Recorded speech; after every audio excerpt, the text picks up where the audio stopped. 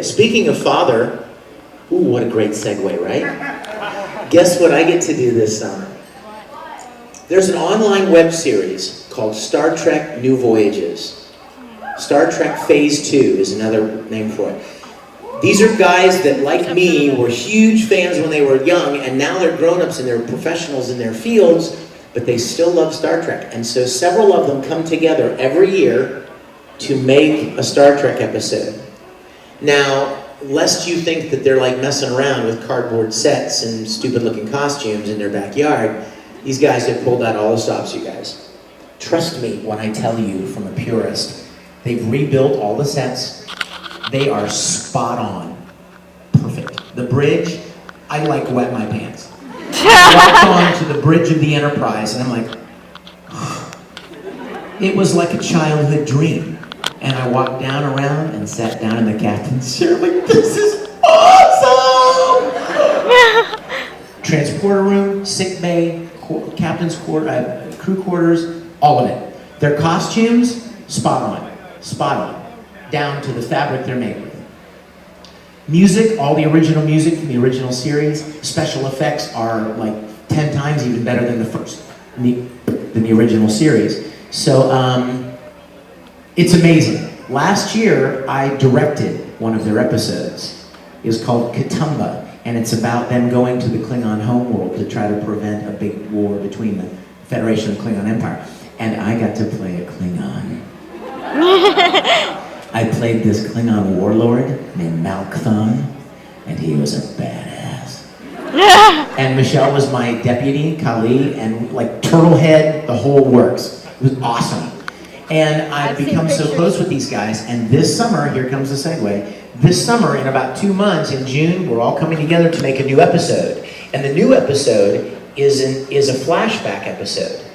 It's an origins episode when Kirk was in the academy, a cadet, and how he came to meet McCoy and Spock, for real, not the movie that just came out that you saw. But Kirk is a cadet, so it's a younger kid playing Captain Kirk in this episode. And guess who I'm playing? I'm playing George Kirk, Captain Kirk's father. I can't stand it! I'm so excited. I can't hardly stand it. I always wanted to play Captain Kirk, and that's probably as close as I'll ever get. So, yes? I have a friend who really wanted to come to MTAC, but she couldn't make it. Would it be alright if I called her and you said something to her? Absolutely. You know, let's do that. Let's do that at autograph sessions. Okay. Yes, since we've got so many people here with questions. Absolutely, sweetie. Yes, sir. Did you ever learn Klingon? Did I ever learn Klingon? No. I know kablah, which is it's kind of their thing when they destroy a ship or something. I only know a couple of choice words, which I'm not allowed to say. Yes. What is the worst question I've been asked? I was asked a really weird one last week. There was a girl in the front row, and she's like, "You look like you work out. Can I touch your chest?" I was like, "No. I'm going to walk over here for a while." That was weird. There are some awkward questions, but you try your best to answer them as honestly as you can. Let's see, we just asked one here, so yes. Oh my gosh, that's awesome! Thank you.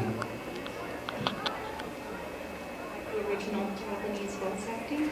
That's a great question. Do you get any inspiration from the original Japanese? Sometimes yes, sometimes no. Let me give you an example. A lot of times the Japanese performances are bigger than they would normally be. So for instance, the character is sitting here, right? And he's going to hop off and talk. In the Japanese, he may do this. A little bit too much, right? So we might go and then talk. We'll make adjustments based on our culture, our society. A lot of times Japanese will make references to things that happened in their history that wouldn't make any sense to us, They'll tell a funny joke based on somebody or something in their culture that won't be funny to us because we don't really know the reference. So in those situations, they have to change.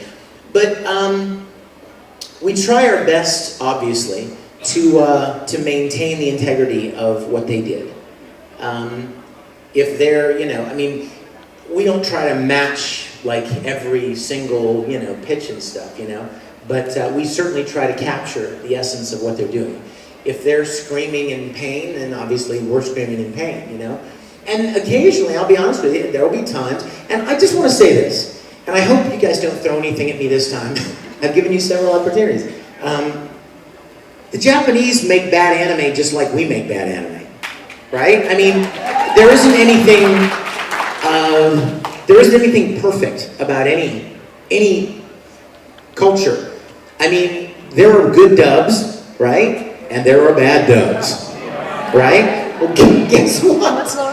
It's no different in Japan. Sometimes they have really good dubs and sometimes they're not great. And I know that a lot of people are like, just listening to this Japanese language is so amazing and I have no idea what they're saying, but it sounds so cool. You're right, it does. But if you knew what they were saying, you might be like, man, that's really not a great performance there. So we have good ones and bad ones, and they have good ones and bad ones. And there are Spanish dubs that are good and bad, and there are Italian dubs that are good and bad. So sometimes, in answer to your question, I might listen to a performance by a Japanese actor and go, oh, that's amazing. He is amazing. Mamoru, I don't know his last name, who played Tamaki, was wonderful. Romy Park, who played Edward Elric, wonderful. I can only hope to be able to do justice to the roles that they did. But there are others that I've heard, and I'll hear the line and I go, wow, that just doesn't seem to match the setting, the moment they're in. It was too big of a response, or it was too loud, or it was too something.